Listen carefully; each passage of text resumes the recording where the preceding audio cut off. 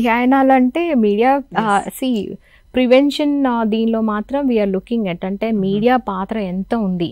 First దీనికి ప్రోత్సాహానికి కారణాలు చాలా పుష్కలంగా ఉన్నాయి.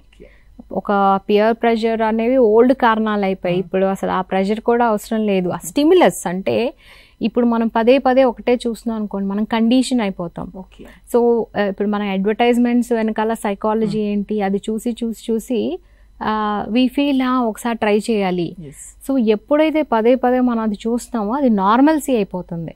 సో మన ఓటీటీ కంటెంట్ ఏంటి, ప్రతిరోజు ప్రతి సీన్లోని ప్రతి ఫ్రేమ్లోని ఒక గ్లాసో లేకపోతే ఒక సిగరెటో లేకపోతే వాళ్ళు చేసేటువంటి అంటే నష్టం చూపిస్తున్నారు. కానీ నష్టం కంటే ముందు వాళ్ళు అనుభవించిన అంటే గ్లోరిఫికేషన్ పార్ట్ ఏంటంటే నువ్వు యూజ్ చేస్తున్నప్పుడు నువ్వు చాలా తెగించావు, హీరోగా అయిపోయావు, లేకపోతే ఇవన్నీ కూడా ఏంటంటే అది ఒక రాంగ్ మెసేజ్ వెళ్తుంది. అంటే పర్సెప్షన్ ఎవరు ఎలా తీసుకుంటున్నారు స్వీకరించడం అనేది.